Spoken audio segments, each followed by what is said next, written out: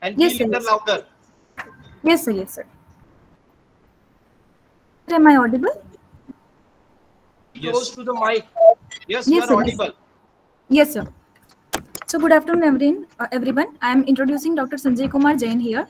Dr. Sanjay Kumar Jain is Head and Scientist G of Water Resources System Division at National Institute of Hydrology, Roorkee. He has completed his PhD from IIT Roorkee in 2001. His area of study includes snow cover mapping, glacier melt runoff modeling, glacier and glacial lake outburst flood studies, impact of climate change studies, reservoir sediment assessment using remote sensing, as well as river morphological studies using remote sensing and GIS. He has received many prestigious honors such as Excellent Award, Industrial Research and Consultancy from RLC India. He has also received award for Best Scientist of National Institute of Hydrology for the year 2000. He has also got the Best Paper Award for the paper assessing the dynamic of Glacier Lake outburst flood and its impact on hydropower projects by the Institute of Engineers. So we feel very blessed to have Dr. S.K. Jain here, and we are pleased to listen him today in this Gyan course arranged by SPNIT. So looking forward to learn from him. Over to you, sir. Thank you.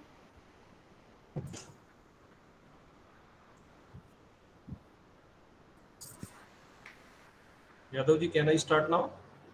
Yes, sir. You Okay. can present your screen. You can present your screen. Okay.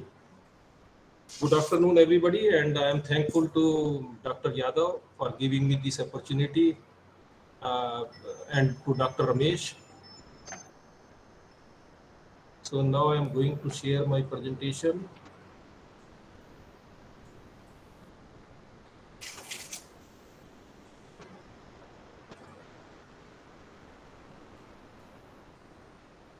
Sometimes I am facing problem in Google Meet, but I will see.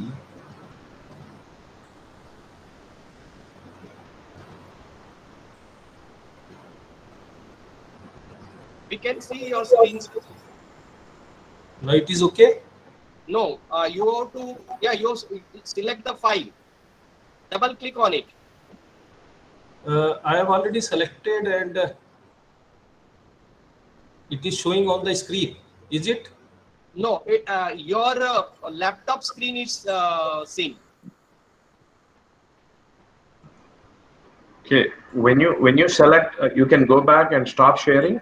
When you select your screen, select the entire screen, not just one window. Then we can see everything, whatever is showing on your computer. Now So stop sharing the screen for a second. Now Stop sharing. Not sharing?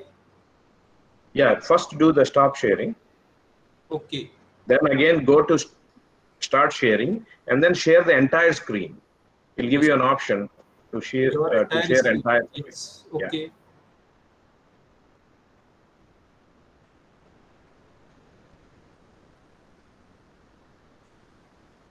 Yeah, now try to get your PowerPoint file open.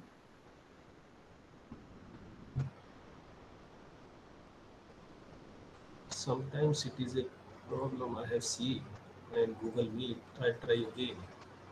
You can minimize that if you want. Once you start screening the screen, then you can minimize. This one. Entire screen. Share. Go. Now Okay. this is coming. Yeah, this is coming. So minimize on the top, go on the top and minimize that whole thing. On the top, on the right-hand corner. Okay. Yeah. Now you have the PowerPoint, put it in the presentation mode. That's it. Okay, fine. At the bottom you have that. Yeah. And I think, yes. It is yes, okay. Sir. Yes, sir. It's done. Okay, it's fine. Done. Thank you. Thank you. Sometimes I am facing problem in Google Meet because I am using WebEx most of the time. Anyway, good afternoon once again, and now I'll present modeling and management of water in future. Some of the work which we have carried out also I would like to present. So here if you see water scenario in India, total 4000 BCM precipitation we are getting, out of which annual average availability of water is 1123 BCM. And you can see here 2010, 25 and 2050. So if we see 2050, then we can say that our availability is less than what is our demand. So we can see here that, of course, irrigation is the major area in which we are utilizing this water. And you can see also that water use efficiency in our country is low, that is 35 to 45% against 50 to 60% in developed country. So this is the overall quantity or water scenario in India. Now the second aspect, which is well known again, is spatial and temporal variation of rainfall. As I have said, that annual precipitation is 4,000 BCM, and we are getting most of them the precipitation in summer monsoon. And we are having on one side it is 11,000 millimeter, and on the other side it is 150 mm. So we can say that our variation of spatial means rainfall is very high. Now coming to the demands which we are having in water sector. So we can say that rising temperatures and altered meteorological variable will also alter demand for most water uses. And here if you see water use in agriculture. So in 2025, irrigation 611 BCM, which will be 807 BCM in 2050. So in the different sectors, we can see here the water demand. So the changes in climate, mainly in the form of precipitation, temperature, and radiation, will affect the water availability and water demands for both irrigated and rain-fed crops. So this picture I am giving before going how we can manage this. So projected water demand as per National Commission for Integrated Water Resources Development Plan is like this. Now, similarly, water use in energy production, if we see, then water demand will also change. Will have a climate change will have impact on hydropower generation by altering the timing and amount of stream flow. We have done some exercise in Himalayan basin that briefly I will cover in the end, and we can see that with the climate change, the availability of water for this energy production is also changing. We are getting snow and glacier melt little bit early in Himalayan basin. So increasing that is also increasing inter-annual variability of flows, changing the type and variation of demand. So in energy sector also there is change in the water demand. If we are talking for water for environment, so the climate change induced changes will likely increase the pressure for the regulation and use of water resources, increasing water scarcity and adversely impacting freshwater environments and ecosystem services. So, and again, we have to consider environmental flow requirements. For that also, there will be change that we are studying for various hydropower projects, our demand for environmental flow requirement. So all that water demands will change. Now, if I am coming to the our country and the issues and challenges in water resources development, so I have divided this into two parts, northern part and southern part.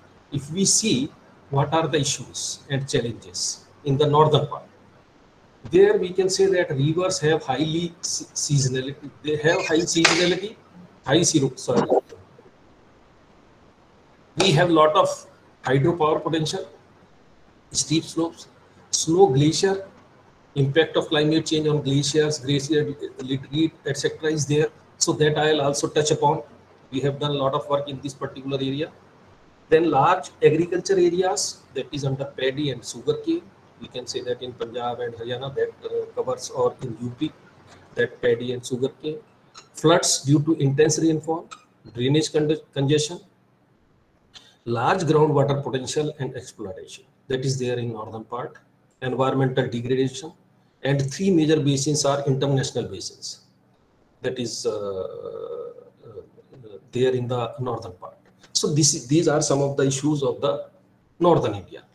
Then coming to the southern India, again high seasonality, less soil erosion, available water less compared to demands, lesser irrigation demands, limited groundwater potential, large tracts are drought prone, and environmental degradation is also there, and large withdrawals. So they are the two parts of our country I have divided. Now coming to the climate change in different sectors, all of you know that we can say that there is a change in temperature, change in monsoon pattern, change in increase in rainfall intensity, then decrease in snowfall, increase in glacier retreat. That is also there. So that is in the Himalayan basins, which are covering about 2/3 of the water resources of our country. Change in runoff pattern. So these are different impact of climate change on water resources, which we have to consider in future for our water management. Now, impact of climate change, if we see on water resources and hydrological cycle, it is again well known, I can say, that is increase in atmospheric water vapor content, that is increased precipitation. Change in precipitation pattern, it will have increased risk of floods and droughts. Change in soil moisture and runoff, it will have implications for agriculture and water supply. Then ice melting and reduction in snow cover and glacier. This is again very important now. We have seen in northern part of our Himalayan part of our country that we are seeing some of the flood hazard or glacier hazard or glacial lake outburst flood. So I'll touch upon that aspect also. Then sea level rise, that is increased seawater intrusion. So this is the overall impact on our water resources and hydrological cycle. Now just briefly, if I see the AR6 report, which has been released last year, and according to that, for our this change in rainfall pattern, if we see, then AR6 considers real-world observations of changing rainfall patterns, as well as paleoclimatic evidences, reanalysis of data, and model simulations. A phenomena such as heavy rainfall over land, for instance, could be 10.5% wetter in a world warmer by 1.5 degrees centigrade. At global scale, extreme daily rainfall events would intensify by about 7%. The frequency and intensity of heavy precipitation events have increased since 1950s. So this is overall changes in the rainfall pattern.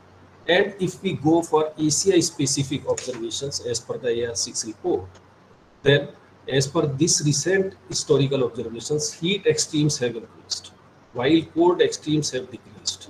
And these trends will continue over the coming decades. So this is one of the findings of that AR6 report for Asia specific. Mean surface wind speeds have decreased and will continue to decrease in central and northern parts of Asia. Glacier runoff in Asian high mountains will increase up to mid-21st century, and subsequently runoff may decrease due to loss of glacier storage. On this, we have done some studies for some of the basins of Ganga and Indus. So I'll present how this will happen. So we have seen how that glacier change will have impact on runoff. It will increase or decrease, how it will change. Then relative sea level around Asia has increased faster than global average. The South and Southeast Asian monsoon has weakened. That is one of the findings as per the AR6 report. Now coming to the India specific observations, we can say that the average surface temperature of the earth will cross 1.5 degree over pre-industrial level in the next 20 years by 2050.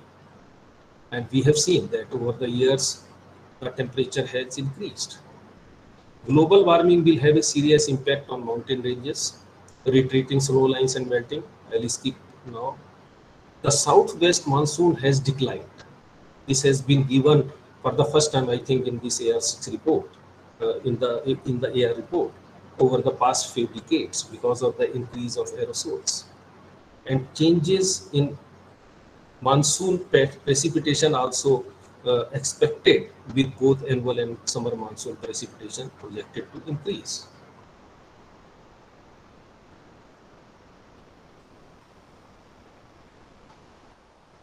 So for groundwater also, which is one of the major source of water in our country, we can say that since AR5, evidence confirms that more intense rainfall increases the proportion of runoff and reservoir recharge relative to infiltration into the soil. More intense but less frequent storms favor focused groundwater recharge through leakage from surface water, runoff, and flash flooding, where the percolation capacity of the soil is exceeded. So these are some of the findings of IPCC AR6 report on groundwater. Increasing global freshwater withdrawals associated with the expansion of irrigated agriculture in dry lands. climatic variability and drought affect groundwater depletion, mainly due to amplified groundwater withdrawals. So we have seen in Punjab and Haryana that a lot of groundwater withdrawals are there and groundwater is declining. So overall, a broad picture if we see of climate change, summer monsoon causes about 75 to 80% of annual rainfall in India, large interannual variability in monsoon precipitation. Monsoon is likely to become less predictable. Major floods in the past decade caused by intense rainfall. We have seen number of flood events. Extreme rainfall will continue to rise with temperature, and significant warming is expected in glacier and snow areas. Tendency to have more events of intense rainfall and longer dry spells. Moderate rainfall events are reducing. Flood damage in India is rising due to climate change, unwise urbanization, land use, land cover changes, and environmental degradation. Development on floodplains are exacerbating risk. For example, we have seen in Kerala floods. Large uncertainties in climatic projections by different GCMs. Impact of human actions on hydrometeorologic extremes is not well known. So this is overall broad picture. Now, if you are talking about the scenarios, AR6, we know that there were 3 RCP scenarios which have now replaced by 4 scenarios of SSP in this particular AR6 report. So these scenarios we have to consider when we are talking about the impact of climate change on different water resources. Now, this particular study in our institute has been carried out, this study, and we have seen for India how this historical versus near far changes if we are talking about the precipitation variability. So 2 models have been used, and we have taken data of 1961 to 2005 and then 2006 to 2050. This is far change, near far change. And if we see the difference between TS1 and TS2, the third figure, then we can say that precipitation difference or increase is more pronounced in eastern, western and southern part of the country as compared to the states of UP, Bihar, Jharkhand, West Bengal, Punjab and Haryana, excluding parts of Jain. So that precipitation change we can see they are more in this part except that in UP, Bihar, etc. Similarly, by the other model, we can say that precipitation difference is more pronounced in most parts of the country as compared to central part, southeast and northeast states. So this is a overall picture in near far changes of precipitation. If we see the far changes, that is in the second half of this century, 2055 to 2100. So here if you see that TS1 and TS2, so we can say that the precipitation is more pronounced in most part of the country except Gujarat and parts of Himachal and Jain. While using that other model, we see that precipitation difference or increase is is pronounced in most parts of the country. So overall, we can say that there will be change if we are talking about the far changes in as for precipitation. If we see the temperature variability, this is on the basis of the graded data which was available with us, and we have carried out this. Means I have not carried out, but my colleague has carried out this study, and in which we have seen the changes of precipitation and temperature. Overall, if we see the temperature difference increase is more pronounced in the northern part as compared to the southern parts, if near far changes. The warming trends are more pronounced in the western Himalayan region, northwest and extreme eastern parts in both the cases, using both the models. Similarly, if we see the far changes, temperature difference is more pronounced in north and northeast parts. So near far changes and far changes, we can say that northern part or northeast part, they are having more pronounced as compared to southern parts. The warming trends are more pronounced in the western Himalayan region, northwest and extreme eastern parts, the same thing. So we can say that changes in temperature are occurring more in the northern part if we see the outcome of this particular study. Now coming to the impact of climate change or river runoff, which we have carried out for plain region as well as for the Himalayan region. So here if we see that climate change projections, that is precipitation, temperature, radiation, humidity, that downscaling we have to do, and we have to apply a model for the present scenario, and then we have to compute the future stream flow that we have carried out for a number of basins. I'll present one or two case studies here. So climate impact on river flows is more pronounced than the impact of land use change. We have done one study for to see what is the impact of land use change and climate change, and we have found that climate impacts on river flows is more pronounced. It will result in increasing trend in river flows in higher latitude regions and decreasing trends in mid and low latitude regions. So the models which we are using in our institute, or most of the time in hydrological modeling, they are SWAT model. MICHE we have used earlier, HMS, HECRAS, and WIC and SWAT. These are the models nowadays we are using for runoff, sediment yield, and other processes. Even for snow melt, we are using a SWAT and WIC model, and they all are in public domain except MICHE, which we are not using now. Earlier, we have done some studies using MICHE model. Similarly, for water planning or river basin planning, WEEP model we are using, that is again in public domain. River where we have taken one project, which is a private means it is not in public domain. River where software have been used for one of the study, and a recent study we have carried out using the technique of water accounting plus also, which is a new technique using all the time open data sources. Scientists of our institutes have taken training from Netherlands on this water accounting plus, which is a new technique, and we have applied it for 2-3 basins, and we are planning to apply this for all the basins of India. So far we have applied it for Kaveri, and one study we are doing now for Northeast Himalaya, that is in Northeast state, that is for Meghalaya. So this study is under progress using water accounting plus. This just briefly, I'll explain what we have done using this SWAT model, and to see the impact of climate change and how we can then manage the changes which is occurring in this particular basin. This is a recent study we have carried out for a small basin of Gomti River basin, which is located in UP state, and these are the characteristics of this particular basin. It is a small basin in this UP part, and elevation is not varying much, that is 98 meter to 216 meter. The slope, total 575 streams recognized in the area. Then the whole basin has been divided into 17 sub-basins. You can see here. The land use and land cover map have been prepared using satellite data of resolution of 30 meter, Landsat 8.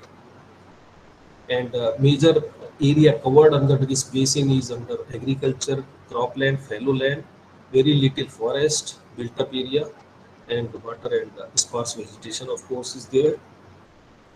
Then soil map of the basin has been taken. So you can see that loamy soil or very little silty loam is also there. So this is the soil map which has been considered. And then using SWAT modeling, under present scenario, stream flow modeling has been carried out. So all the layers have been generated in SWAT. All the this HRU etc. have been generated. Then SWAT cup calibration technique have been applied, and then we have computed the stream flow at different outlet. So here we are having 3 gauging sites in this basin, for which we could get the data from 2002 to 2013. So we can see here the 3 sites, that is at Neemsar, Nagpur, Waghat, and Lucknow. So the last one is Lucknow. So this whole basin at these 3 sites have been simulated. So the data length 2002 to 2013, and different sub-basins and HRUs have been identified, and the data which was available we have taken from IMD and some global weather data we have considered in this study. So this is under present scenario. The NIMSAR site gives us the calibration and validation, and stream flow have been computed. Similarly, at Lucknow site, we have computed this discharge using this particular model.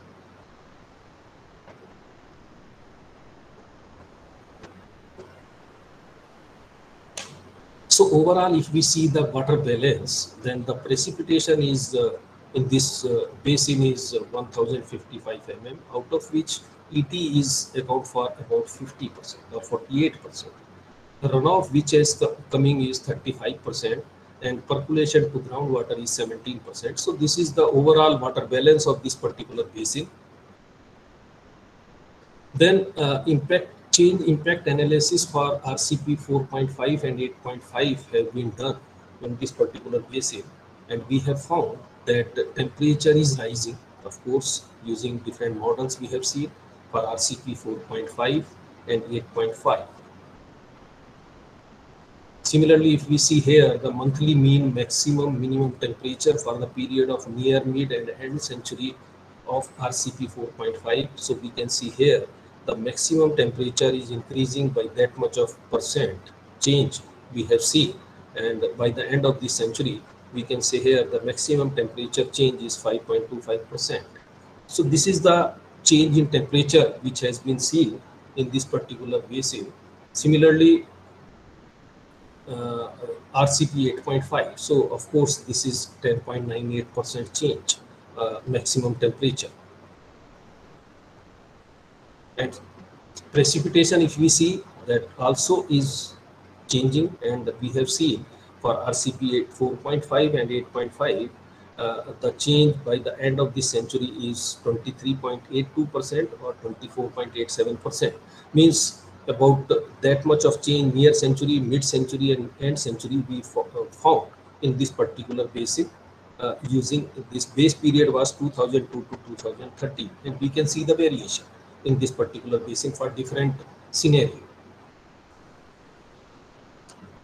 So with the help of this, then we have computed the projected discharge with the same model.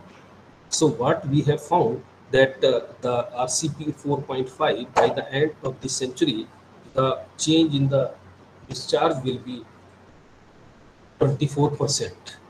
Under both the scenario, if we see 4.5 and 8.5, it is not varying that much, and we can say that it will change by 23 to 24%.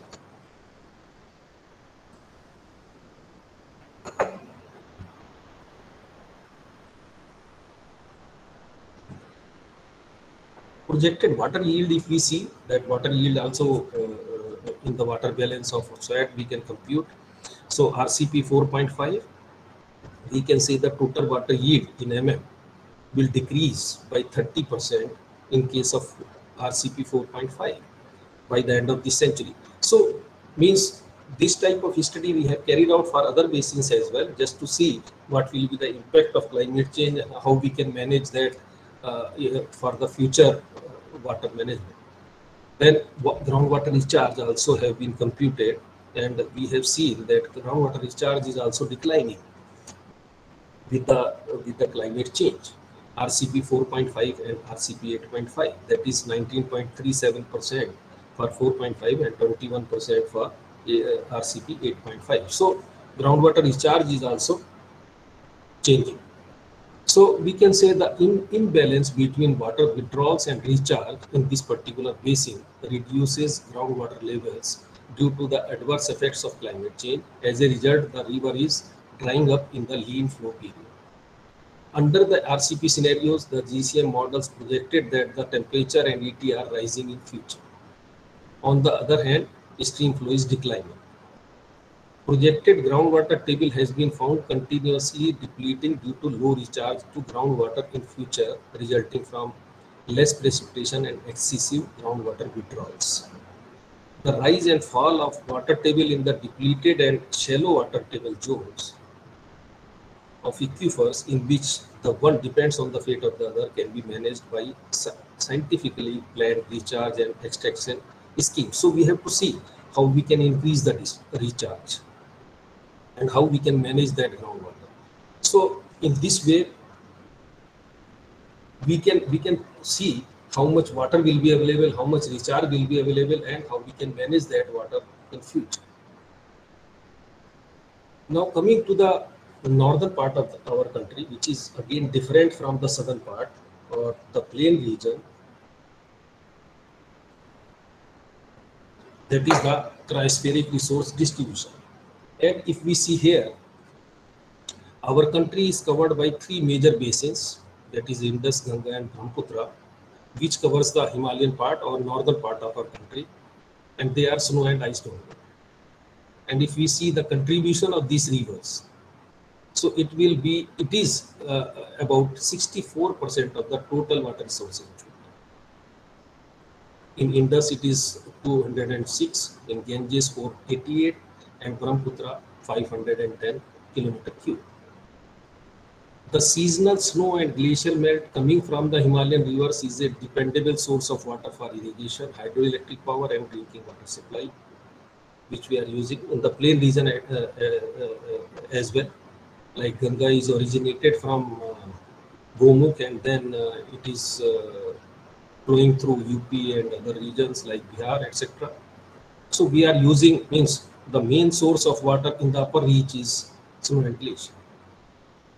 There are thousands of glaciers in these three basins, and the total glaciated area is 71,000 square kilometer, out of which India alone is having about 16,000 glaciers.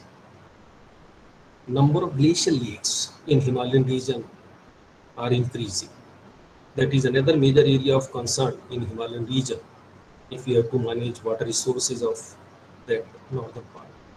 So I'll touch upon that aspect also, how we can handle that glacial lake outburst flood, how we can estimate glacial lake outburst flood, and how the glacial lakes are changing. So if I'm talking about the issues or management of water resources of Himalayan region, we have very sparse hydrological network and databases in the northern part. In the upper reaches, we can say that there are very less gauging sites. So we are not having sufficient data with us. We have to see the trend of changes in snow cover over the Himalayas or basins in the northern part. We have to have snow and glacier melt runoff contributions in the Himalayan basins. There are a number of models, and we have carried out some of the studies, but still we can say we are not having the contribution of snow and glacier melt in all the Himalayan basins. We have to see the glacier mass balance, whether it is positive or negative. In under climatic change in future, how we will get the snow and glacier contributions. So that is another issue which we have to see. In some of the basins, this has been carried out, but still, because we are not having much of the data, much of the information of the Himalayan basins, so we can say that still we have to go a long way to have the contribution of snow and glacier melt in changing climate. Then we have to see the problem of flash floods, which is generated from cloudburst and glacial lake outburst. So how we can manage that in northern part, that also we have to see. And of course, dynamics and hazards of erosion, sedimentation and landscape processes also we have to see if we have to manage those resources. So I'll touch upon some of the aspects which we are doing and what is our future plan. In fact, recently we received instructions from our ministry that we have to have a cryospheric center in our institute, so that we can have all these type of studies, the water resources of Himalayan region, and how we can estimate the water resources and how we can manage them. So we are going to set up a center in our institute. So that center will take care of all the this field measurements as well as the modeling aspects. If I am coming back to this AR6 report vis-a-vis our snow and ice. So as per this report, by 2100, glacier will lose 18 plus minus 13% and 36 plus minus 20% of their early 21st century mass under RCP 2.6 and 8.5 respectively. This is the finding of AR6 report. At sustained warming levels between 2 degree and 3 degree, about 50 to 60% of glacier mass outside Antarctica will be lost, and at sustained warming levels between 3 degree and 5 degree. Another major source of water, that is permafrost. We have started working on that aspect also. We have received the project from Ministry of Environment. As per that AR6 report, it is reported that the volume of permanently frozen soil, that is permafrost, within the top 3 meters of the ground will drop by 25%. In Leh Ladakh, we have seen that we are getting some of the water from this permafrost. Extreme precipitation is projected to increase in major mountainous regions. So all that is for world snow and ice. For India-specific observation, if we see, we have seen already that southwest monsoon has declined over the past few decades, and changes in monsoon precipitation are also expected. So through which we can say that retreating snow lines and melting glaciers, increased floods, as well as increased scarcity of water in the future in the Himalayas. The glacier retreat has occurred and increased rate since 1990s. That also we have seen. I'll present some of our work. Snow cover will decline. As per the IPCC reports, we have seen that overall 10% of the snow cover have declined over the Himalayan region, and it will further decline over most regions during the 21st century. Warming has occurred in the Himalayas and has increased with altitude. The major finding which we have found there, and we have already started working on that, is the as per AR6 report, the projected runoff is typically decreased by contributions from small glaciers because of glacier mass loss, while runoff from larger glaciers will generally increase with increasing global warming levels until their mass becomes depleted. So this is one of the findings, and we are now applying this for different basins using one of the models. Means in small glaciers, they will decline further, so the flow which we are getting from small glaciers will decrease because the mass will decrease. While heavily glaciated area, the flow will increase because we are getting more melt. And we have seen that also in some of the watersheds. Himalayan glaciers will continue to shrink and permafrost to thaw in all regions where they are present. So all that, they are specific observations with respect to our snow and glacier. Now coming to the modeling of snow melt and glacier melt, which is one of my major area in which I am working for the last so many years. So we have to see, if we are working in the plain area, then we have to consider only the rain, that is rainfall runoff. While if we are talking about the Himalayan basins, then they are covered by snow and glacier also. So beyond 2000 meter, we can say that the basin is snow-fed basin. If it is beyond 4000 meter, then we say that glacier-fed basin. And in that case, we have to estimate rainfall runoff, snow melt runoff, and glacier melt runoff. These three components. So earlier what we were doing, we were estimating rainfall runoff as well as snow and glacier melt runoff as one unit. We were not able to separate snow and glacier melt runoff.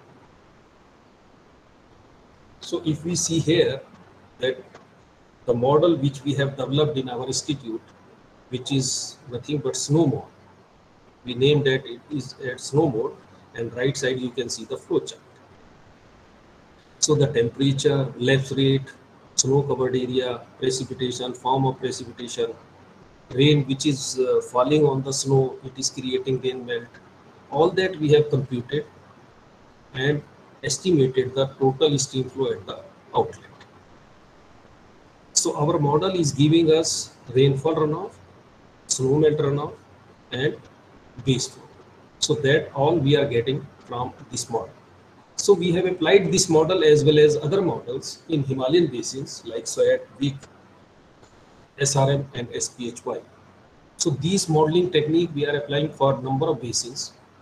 We are carrying out it for now Teesta basin under one of the project. So here if we see that for Chenab basin in Himalayan region, 49% of the total stream flow which is coming at the site as Akhnoor is 49% which we are getting from snow and glacier. If we talk about the Satluj basin at Bhakra Dam, then 60% on an average annual flow we are getting from snow and glacier. And Bhakra Dam is one of the major dam of our country, and we have to see how much inflow we are getting at different time. So snow and glacier melt, which is one of the means more than 50% we are, is contributed. Gas basin at different site we can say 35% and 54%. Ganga at Devprayag, where Bhagirathi and Alaknanda are joining, we are getting 28% on an average. I mean to say that in these basins, at these sites, upper sites, we are getting major contribution from snow and glacier melt. So it is an important part, and we have to see how it will change with the climate change. So here in this, just quickly I will go through one of the case study using different models we have carried out. So it is a part of Satluj basin which we have considered within India up to Rampur site. So here we have to have using satellite data the snow cover variation. You can see on the right side from January to December. In July and August, almost 10% in August we can say that snow cover remains. So how this snow cover is converting into water, that we have modeled using our own model, that is snow mode, and other models. So here if you see the flow hydrograph, then observe runoff due to rainfall, runoff due to snow melt, runoff due to base flow, and total computed runoff. So that all we are getting from this model under present scenario. I'll talk about how we can see the changes because of the climate change. So again, then we have seen how that precipitation will change from the current. So we found that annual precipitation will increase by 14 to 21% from the current average annual precipitation, and temperature will be increased by 2.18 degree to 5.71 degree by the end of the century in this particular year. The converted future climate change conditions into a possible range of stream flow shows an increase in stream flow by 11 to 19% from the current average annual flow of about 333 cubic by the end of the century. So we can see on the left side. So we have applied these scenarios. First, we have applied our model in the present condition and then future scenarios. Similarly, one study has been carried out in Upper Teesta Basin. We are still carrying out this study for the whole Teesta Basin. So in Upper Teesta Basin, precipitation change under different RCP scenarios have been seen. We can see 5.37, 14.81, and 26.95. The average increase in maximum and minimum temperature is recorded around 0.5 to 0.7 degree respectively. So we can see different model ensemble this change in precipitation and temperature.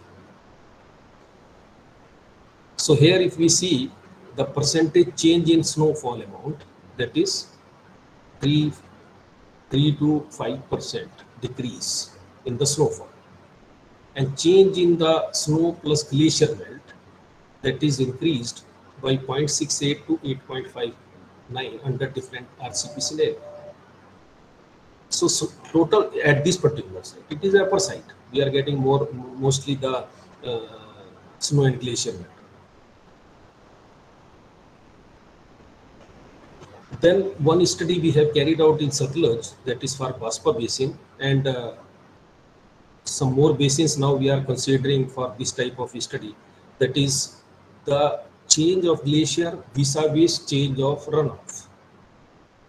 Because some of the hydropower companies in this particular area approached us just to see, means just to know how this glacier change will impact the runoff which they are getting for their hydropower. So how they have to manage that, how the runoff will change with time. Within a year also, how much runoff will change. So they approached us and we have carried out, and still we are carrying out this type of studies. And we have seen that most of the glaciers, they are retreating over the years. Particularly in this basin of Baspa, which is a tributary of Satluj basin, we have found about 25% of the glacier loss in the last 40 years or so. Small glaciers, they are retreating fast. And then we have applied one model just to see the change of these glaciers on different watersheds. This is the complete Baspa basin which we have considered. And then we have divided this whole basin into different small watersheds, having highly glaciated or low glaciated watersheds. Okay, so first we have simulated our model at the outlet where we were having the observed data. Then the same model have been applied to all the small watersheds just to see the behavior of glacier change on the runoff pattern. So we have considered number of basins, and we are doing this type of exercise. Just this is one of the basin of this Ganga up to Rishikesh, then Satluj up to Bhakra, then Chenab up to Akhnur, then Byas up to Prong Dam. So these basins we are considering for this type of exercise.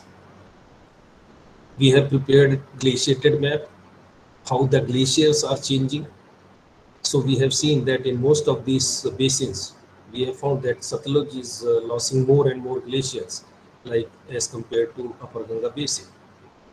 So glacier cover overall is decreasing in all the basins.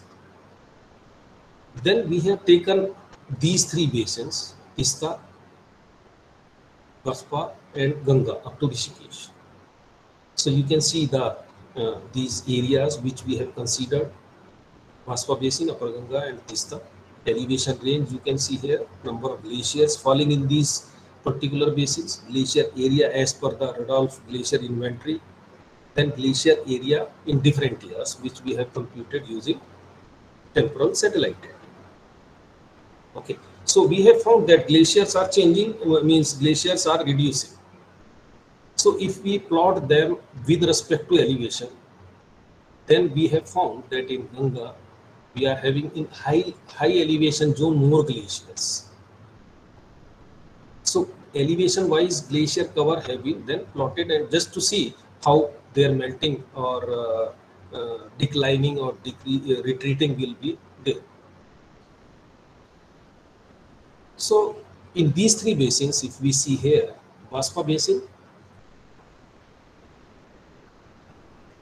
total runoff have been divided into different parts, and this orange part shows the snow melt contribution.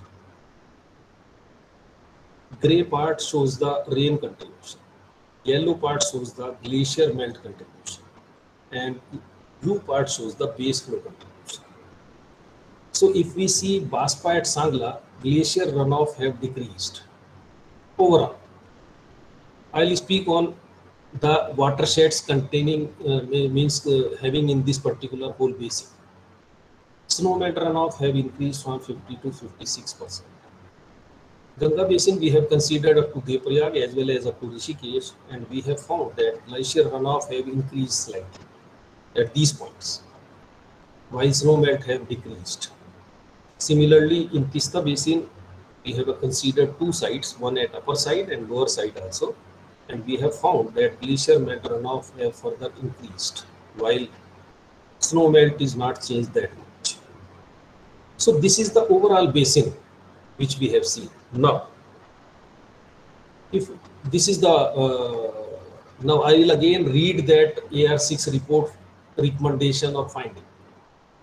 The projected runoff is typically decreased by contributions from small glaciers because of glacier mass loss. So this is the overall picture. Just I am showing you here for these three basins.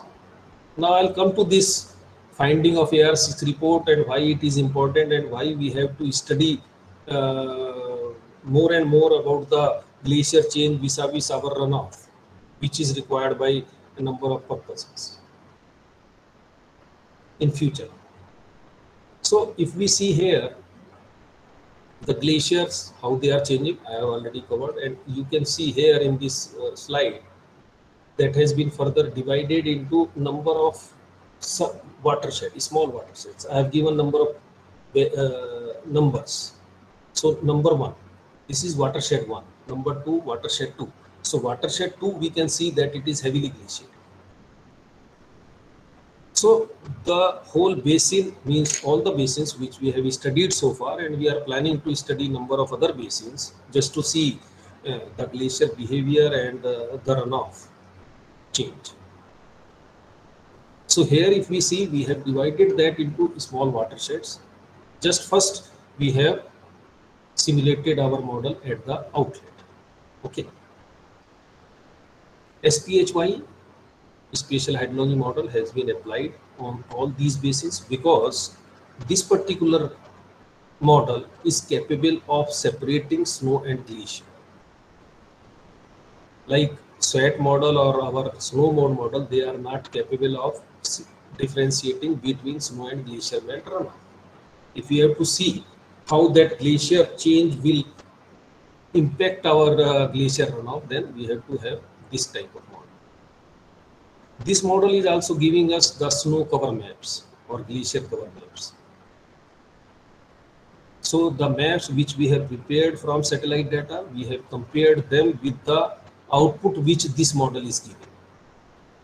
And we have seen that the top one is giving us through SPHY and the bottom is using MODIS satellite data. And this is the comparison of SCA between SPHY and MODIS. So there are change, but we can say that slight change. So we can say that we can obtain this snow cover area through this modeling technique if we are not having for some of the years through remote sensing. Okay, so this is one added advantage of this particular model. Then model parameterization and fitted values which has been taken. Simulation at Sangla site with the help of our observed data. We have considered 3 glacier maps.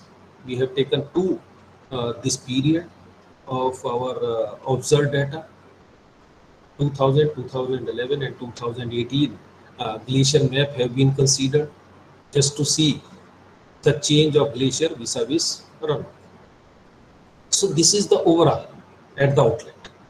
Now, and this is the annual average computation of flow and glacier runoff and snow runoff and rain runoff and waste flow, etc. This is simulated Q total, then rain Q in different months. I'm just showing you here how the behavior of this runoff in different months. Glacier Q, snow Q. Now, this basin has been divided into some watersheds. And I am taking on the left side, you can see 1 to 26 we have divided. And then we have considered some of the catchments or watersheds having different glacier. So the red one you see here, they are having very high glaciers. And if you see in 2000, 2011 and 2018, means with the glacier map of these 3 years, the glacier melt runoff is 500 and then 560 and then 680. It means it is increasing because we are having sufficient glaciers. While in other watersheds, watershed number 1, which is not having sufficient glaciers, 297, 285 and 269, means it is decreasing. Okay, so the finding of AR6 report, which we have seen last year, we have started working on this 3 years back on this study, and then we have seen the finding of AR6 also, and we have found that whatever work we have started is more or less the same which AR6 is same.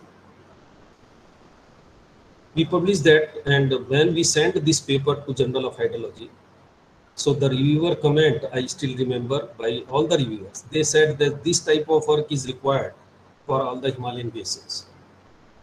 So we started working on other basins as well, as I will present quickly the results of those basins.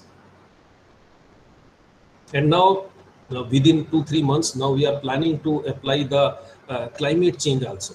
This glacier change in the past we have seen. Now, how that climate change in these basins will change our runoff, that now in the next 2 months we are going to do. So here if you see the low glaciated basins, number 5, number 1, then highly glaciated number 3 and number 2, I have just shown you in the table. They are the highly glaciated, and how these glaciers are changing in 2000, 2006, 11 and 18, you can see here. And the glacial lake. So if we see low glaciated basins, it is decreasing. We can see here. On the left side, you can see the glacier change. In 2000, it is the red one. In 2006, it is the purple one. Then 2011, it is light blue, and then light green, we can say. So this is the change in glacier on the left, in low glaciated, and on the right side, glacier matter. Similarly, in highly glaciated area, we can say that not much difference in the glacier cover, one thing. And second, they are covering most part of the watershed. So we are having still sufficient glaciers. Therefore, we can say, except like upper one, slight change in 2018, but in the lower one, we can say that it is increasing. Similarly, this work has been extended to other basins. We started working on this, and this has been published for Baspa Basin, and now we have sent this, we have carried out the study for other basins, and then now we have sent it for publication for Ganga and Teesta in different parts of the Himalaya. So here if we see, again the same thing. Highly glaciated, our Gangotri glacier outlet increasing because it is one of the major glacier. Low glaciated, we can say it is decreasing. Similarly, here if we see in Teesta Basin, same picture we have found. Highly glaciated, number 146, it is increasing. Other like number 9, etc., that is decreasing. So means the same exercise we have carried out for this Ganga as well as for Teesta Basin, and we have found more or less the same results. So I mean to say that we cannot say that glacier change is always changing, means increasing the glacier melt, because it is general perception that if more melt means more melting, more runoff will get. But in case we are not having sufficient glaciers, then we will not get that much. So this type of study is very important for hydropower projects which are there in that area, because they require this information, how the runoff they will get for their project site. In future, with the climate change which we are doing now, within 2-3 months we will complete this exercise. Then how this will impact their water availability. So all that we are giving to them, and they are means meaningful or useful to them for water management.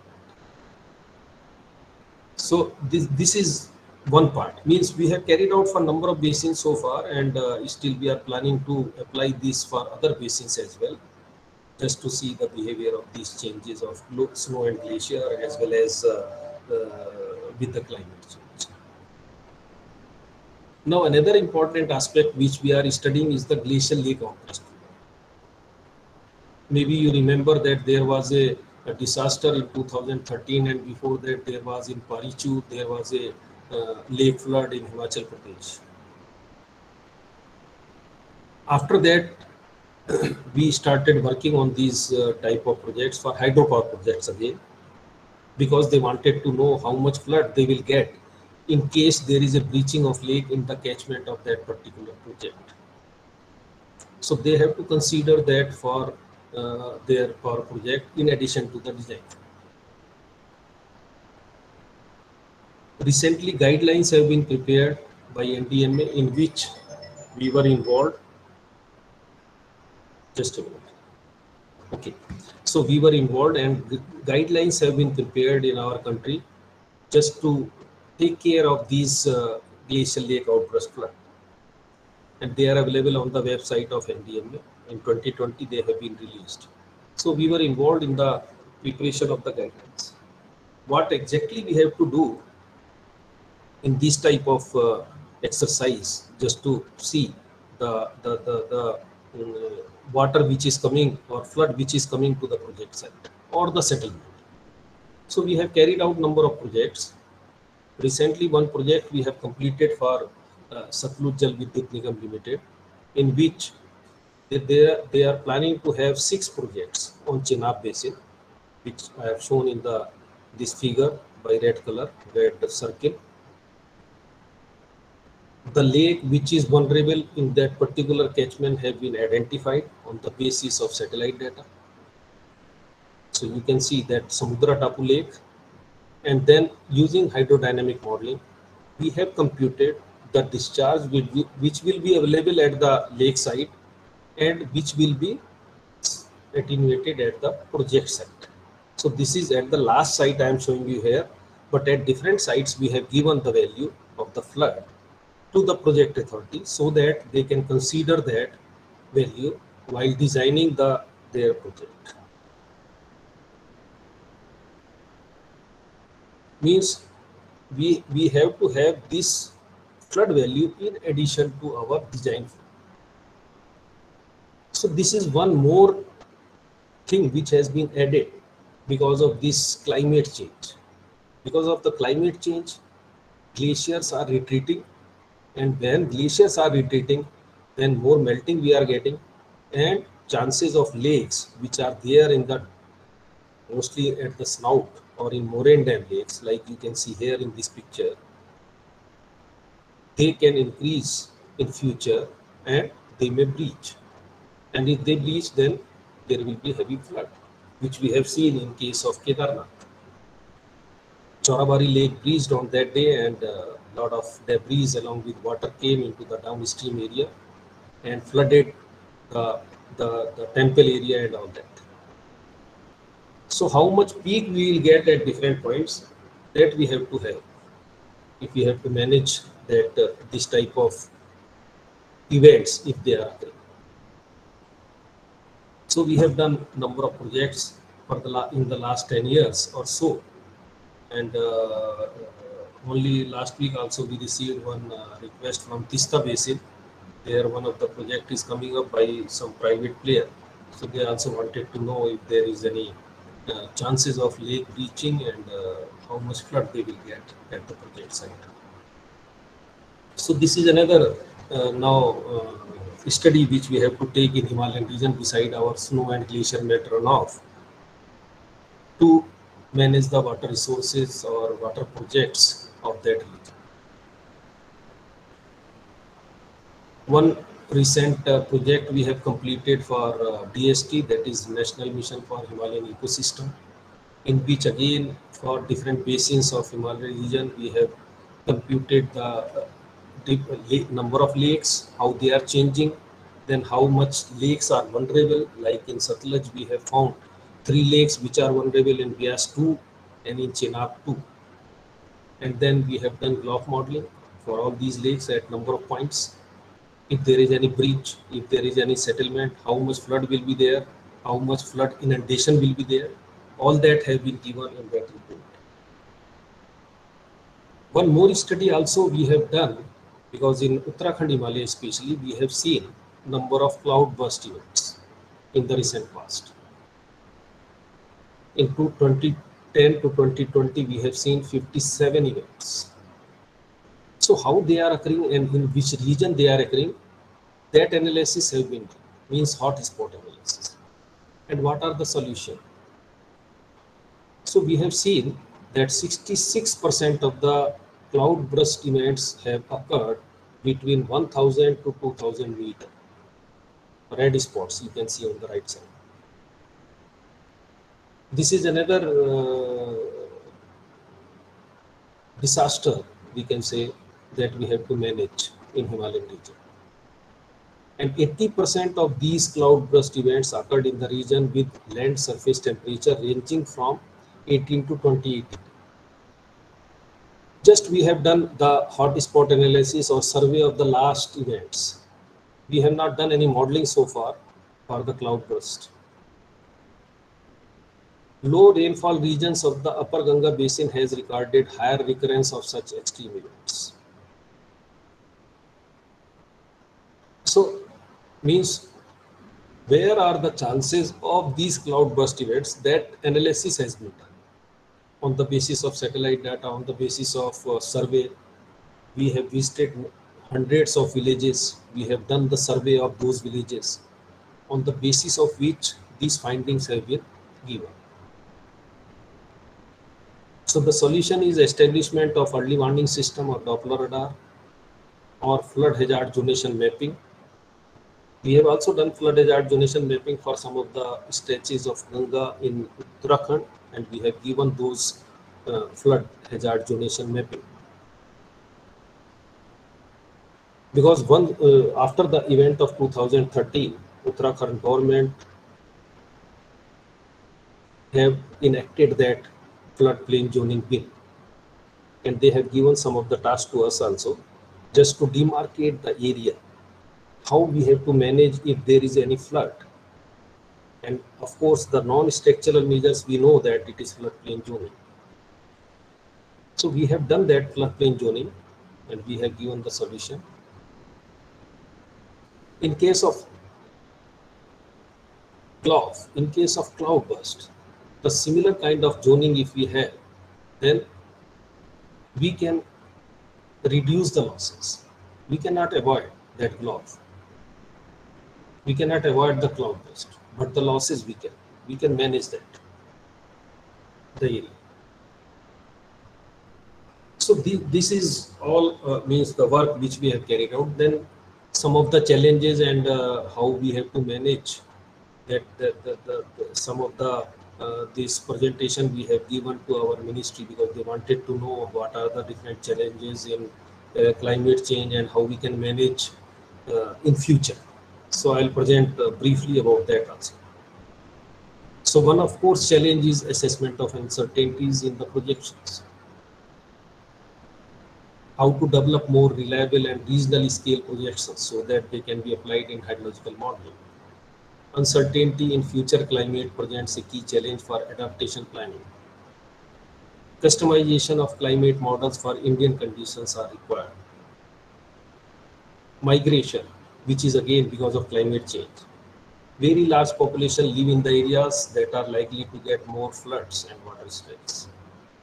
It may also lead to lower agricultural productivity, therefore migration of people from these places is expected.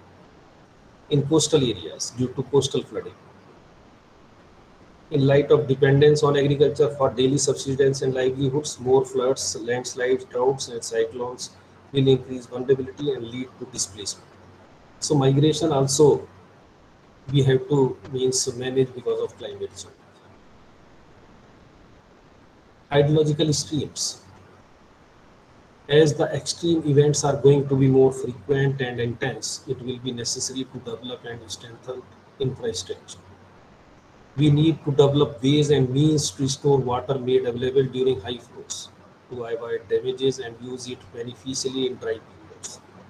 Regulation of urban development in flood-prone areas. Preparation of emergency evacuation plans, like that has been discussed in the guidelines of GLOF also, and we have given some emergency action plans. In our country, we have, maybe all of you know that 8 missions, out of which National Water Mission is one of them, which is again under our ministry. And there are a number of activities. Recently, we are preparing a document for water. For different sectors, it is under preparation by Ministry of Environment and Forest and Climate Change. So we are also preparing adaptation measures in the field of water sector. It is under preparation. So this is one of the mission, and the objective of this mission is conservation of water, minimizing wastage and ensuring its more equitable distribution both across and within states through integrated water resources management. The goals are ensure basin level management, increase water use efficiency by 20%, optimize efficiency of irrigation systems, expand irrigation wherever feasible, meet considerable share of water needs of urban areas through recycling of wastewater, adopt desalination techniques for coastal cities with an adequate alternative source of water, promote water neutral and water positive technologies. So these are the goals of National Water Mission, under which that National Water Mission is working, which is again part of our ministry. Then there are state specific action plan for water sector. It is under NWM, and some of the states has been given to NIH. So NWM is for the preparation of state specific action plan for all the state and UTs in our country, out of which I don't remember the names of the states which NIH is handling. Another important initiative, we can say that I was also secretary of this INCCC earlier, and the purpose of this INCCC is to coordinate, review and recommend funding for research proposals schemes under the priority areas of climate change. Project basin level studies for impact of climate change on water resource in India for Mahanadi, Rajasthan, Tapi, Sabarmati, they have been given to different IITs, IIT Mumbai, IIT Delhi, IIT Kanpur, etc. And 2 studies have been carried out for the future scenarios, dynamic scaling and statistical model scaling under this INCCC. So these studies are under progress. Some of them have been completed. So this is another committee of our ministry. One committee is for surface water, another is for groundwater, and third one is for climate change. So these are some of the initiatives of Government of India in the field of climate change impacts. Now finally, how to better manage water in the wake of climate change. We have organized one brainstorming session, and in which we have taken presentations from IITs, ISCs, etc. And then these recommendations have been sent to our ministry also. So a key is to understand the changing behavior of summer monsoon.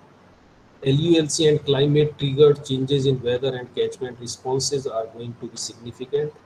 Requires strengthening measurement network, which again and again have been emphasized, because data is one of the limitation in some of the studies.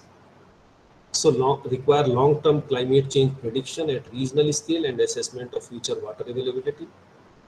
Improved long-term weather forecasting at regional scales. Revision of procedures to estimate design flood for projects, like we have to consider blocks for Himalayan basins. Better sediment management in catchments, reservoirs and channels. Flood management by adopting all options, embankments, dams, forecastings, wetlands, etc. Regulate development in floodplains and hills, flood zone mapping and regulation. Consider entire ecosystem in water management, cities with wetlands, permeable surfaces, forests, etc.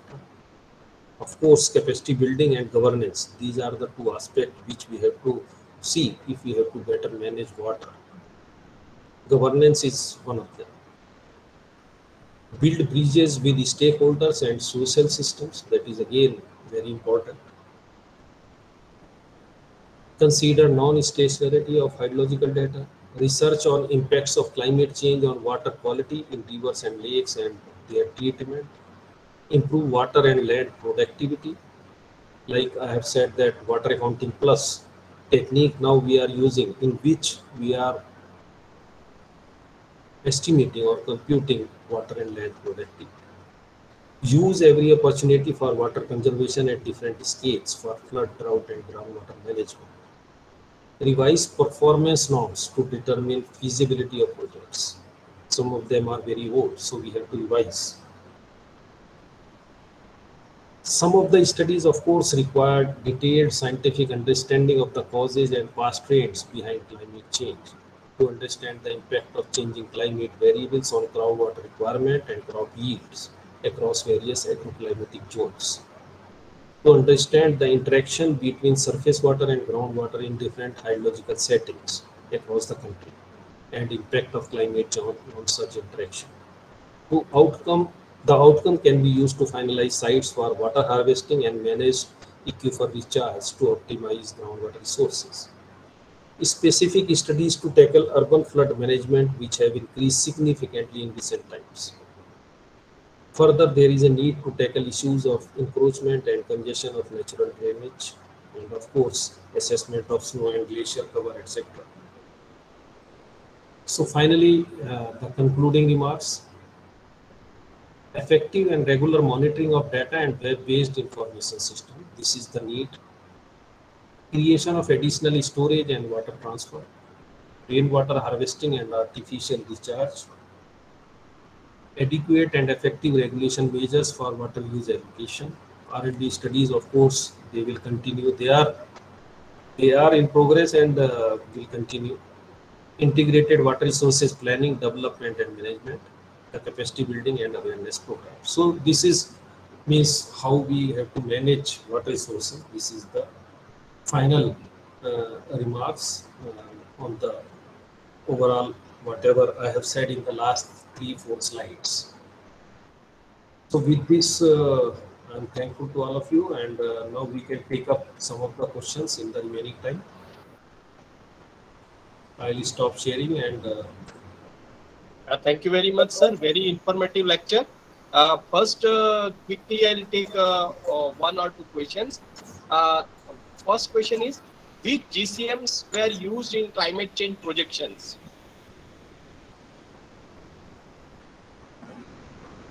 in fact, like I have said, in Gomti basin, we have used 4 or 5 GCMs in that particular study. In the overall India picture which I have shown you, we have used 2 models, 2 GCMs. So that for different study we have used different these climate models. The another question is, as per AR6 SSPs are being introduced in place of RCPs. So will there be any differences in projection if the work is carried out as per RCPs?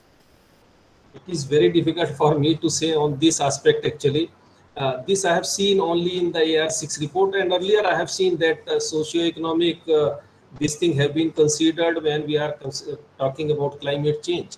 And it is a very relevant question that whatever we are doing with the help of RCPs, we have also discussed this, that whatever work we are doing using RCPs, whether it is the same with the SSPs. So I can say that RCP4 scenario, they have added some of the things in SSPs. So we cannot say that RCP scenarios which we are using is now, we cannot use them.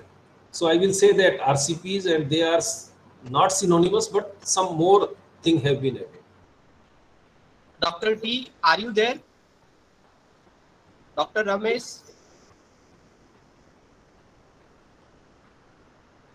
Oh, I think he seems to be busy. So finally, participants, you will agree, this is one of the classical lecture of this Gyan course. This may be one of the rarest lecture which gives us such a minute level details of Himalayan region hydrology. The case study results are not only guiding researchers, but benefit the people living in such areas. I am not able to resist myself requesting Dr. Jain to share recently published research papers, which I can share with participants and US experts, Dr. T2. So Yes. thank you very much, sir. Yes. So some of the papers we have recently published out of our work in Journal of Hydrology and Natural Hazard, etc. So I'll share those papers with you. And actually, once you have said that we have to cover some of the this modeling and management of water.